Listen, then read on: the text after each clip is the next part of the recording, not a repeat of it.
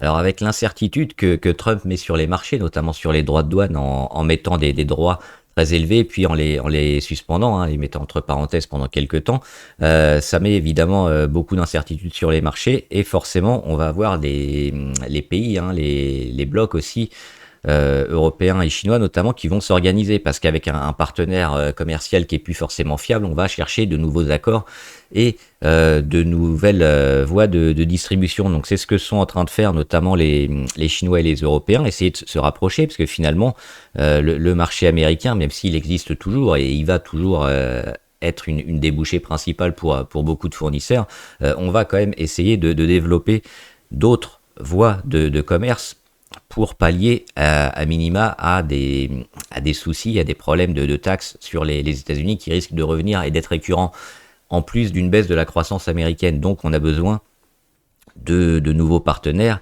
et de nouveaux débouchés économiques. Donc on a des négociations qui sont entrées dernièrement entre la Chine et l'Europe, notamment pour parler de droits de douane et éventuellement, hein, les baisser ou les remplacer, même sur certains secteurs. On va voir notamment le secteur automobile. Le secteur automobile, on a vu notamment la possibilité de fixer un prix plancher pour les véhicules électriques fabriqués en Chine à la place des droits de douane. C'est-à-dire qu'on aura un prix minimum, hein, qui devrait être fixé et sous lequel on ne pourra pas aller pour acheter un véhicule chinois, et ça doit remplacer les droits de douane. Alors le prix en lui-même, on ne le connaît pas encore, c'est soumis à discussion, mais surtout ce qui est intéressant là-dedans, c'est que si on commence à discuter sur ces choses-là au niveau des véhicules électriques, c'est forcément qu'on a besoin à la fois de vendre et de l'autre côté d'en acheter. Donc il va y avoir forcément des échanges. Et le fait d'avoir des négociations comme ça et de changer les taxations, ça va certainement déboucher sur beaucoup plus de ventes et un commerce facilité. Donc on peut s'attendre forcément à avoir des ventes de véhicules électriques, notamment chinois, sur le territoire européen. Certainement en vente, on sait que les véhicules traditionnels ont toujours un peu de mal. Alors il y a toujours une forme de protectionnisme, hein, avec ce prix plancher pour protéger les véhicules européens, mais avec l'abandon entre guillemets des taxes et le prix plancher, c'est quand même quelque chose de favorable pour la Chine. La Chine qui voit, hein, ces véhicules qui vont quasiment plus être vendus aux États-Unis, du moins pour un temps, risque quand même de continuer à leur vente en Europe.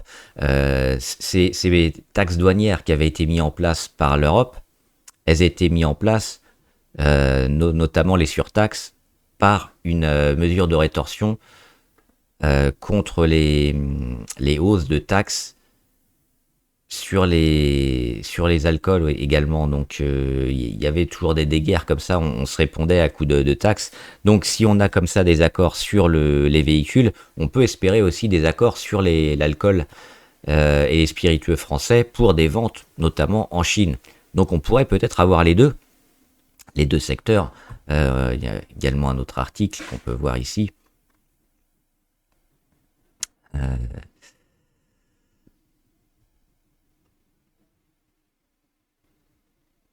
où la Chine explique, et notamment on le voit, hein, l'Europe appliquait jusqu'à récemment un droit de douane à l'import de 10% sur les véhicules électriques fabriqués en Chine, un taux récemment revu à la hausse en rétorsion à des mesures prises par l'Empire du Milieu contre la politique de subvention en vigueur.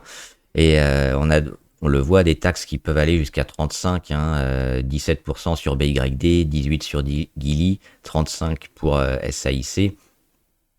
Donc ces taxes-là pourraient être baissées, et avec des accords aussi sur les alcools. Donc on va voir que deux secteurs, hein, pourraient peut-être en profiter, à la fois les véhicules électriques chinois et peut-être les alcools, vins et spiritueux européens.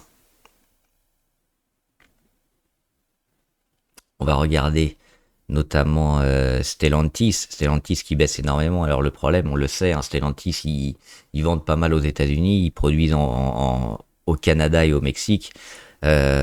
pour moi, c'est toujours relativement négatif et ça peut aussi leur faire mal parce que la pression qu'on va avoir avec les véhicules électriques chinois, plus les taxes qu'on a toujours aux États-Unis, sont compliquées. Donc, c'est pas forcément une bonne nouvelle pour Stellantis. Alors, le niveau de valorisation va continuer à baisser. Il y a un moment où ça va devenir tellement faible qu'il n'y aura plus de vendeurs, mais il faudrait, je pense, attendre quand même des bonnes nouvelles pour rentrer sur cette valeur-là. Renault, qui essaye de réagir un petit peu. Mais on le voit, Renault, on vient de casser récemment la moyenne à 200. On est toujours en phase de consolidation, toujours sous ce niveau relativement compliqué à passer historiquement depuis des années, autour des 48-50.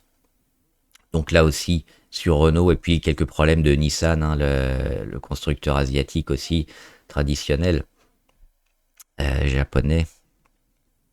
Donc sur Renault, peut-être également oublier en partie les investissements court terme, à l'inverse de Pernod Ricard qui peut-être voit le bout du tunnel. Ils sont où Pernod? Ils sont ici. On prend 2% aujourd'hui et ça pourrait être intéressant parce que on le sait, sous l'essence, ça commence à être faiblement valorisé, Pernod Ricard.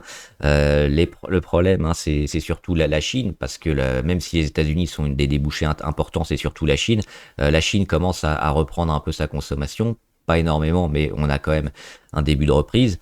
Et avec ces accords sur les véhicules électriques, on pourrait aussi avoir par la suite des accords sur les vins et spiritueux et donc une demande en hausse avec des prix un peu plus abordables pour le consommateur chinois. Donc pour Pernod Ricard, on en avait parlé notamment à la fin du mois de mars, peut-être un rebond à prendre sur cette valeur-là. Et un chandelier intéressant, notamment le 7 avril, où on voit une grosse mèche haute, une grosse mèche basse. Alors on n'englobe pas tout, mais on a quand même une confirmation d'un rebond derrière. Donc c'est peut-être quelque chose à jouer. On voit aussi une inversion MACD assez récente pour une entrée court terme sur Pernod Ricard. La suite, avec des accords, ça pourrait continuer et soutenir la tendance dynamique sur le titre. Et on espère surtout un retour vers les 100 et une confirmation au-delà des 100. Ce devrait être le cas si on a des accords avec la Chine. On va regarder forcément les véhicules électriques et hybrides chinois, avec notamment BYD. BYD qui devrait quand même en profiter. On a pas mal de ventes. C'est un des plus gros vendeurs en termes de masse et de chiffre d'affaires, BYD. Le marché chinois aussi a énormément besoin. Alors sur le marché américain, on le sait, ça va être compliqué. Mais là aussi, Trump pourrait nous annoncer peut-être des bonnes nouvelles. Mais même sans ça, on a avec l'Europe un nouveau territoire qui devrait prendre le relais sur BYD. On le voit depuis des mois. C'est des entreprises qui ont été subventionnées aussi par l'État, donc ça leur permet d'être plus compétitifs. Alors c'est pour ça qu'il y a eu un protectionnisme européen, c'est parce que l'État chinois aide énormément et subventionne les constructeurs de véhicules électriques et hybrides chinois, donc compétitifs.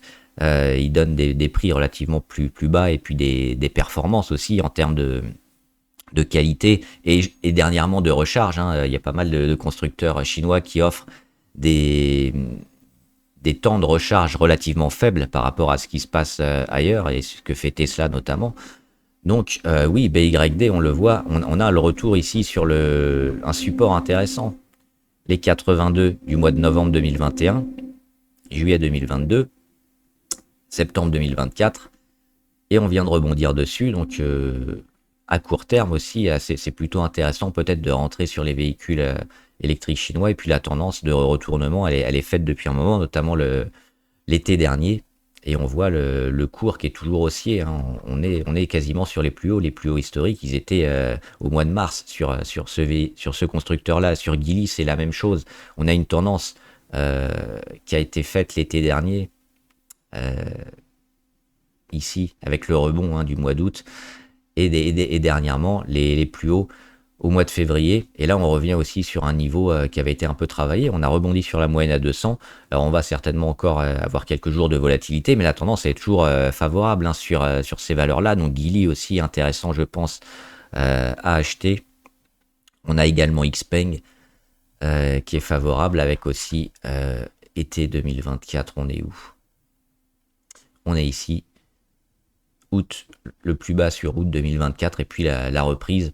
Alors on n'est pas sur des plus hauts historiques sur XPEG, mais on a quand même, on le voit à moyen terme, un retournement qui s'est passé. Et là aussi, on revient autour des 15, qui me semblait être une zone d'investissement plutôt favorable.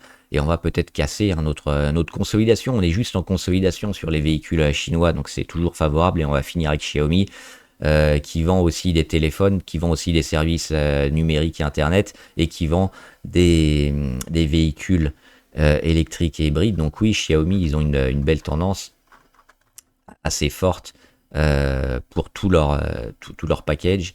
Et on voit aussi une progression intéressante, notamment avec le plus bas du mois de juillet-août 2024. Et puis l'explosion importante de Xiaomi, la cassure des 476 ici au Nasdaq, notamment au mois de janvier-février. Et on est revenu dessus et on commence déjà à repartir au-dessus de la moyenne à 200. Donc là aussi, c'est des valeurs qui me semblent super favorables. Les véhicules électriques chinois face aux véhicules européens et français, plutôt négatifs sur ces derniers. Et l'alcool avec Pernod Ricard, éventuellement Rémi Cointreau qui pourrait remonter aussi. Donc voilà, dites-moi ce que vous en pensez en commentaire. Est-ce que vous êtes investi sur ce type de véhicule, sur ce type de secteur qui pourrait repartir avec les accords qu'on pourrait avoir et qui pourraient être annoncés prochainement entre l'Europe et la Chine. Bon trade, à plus.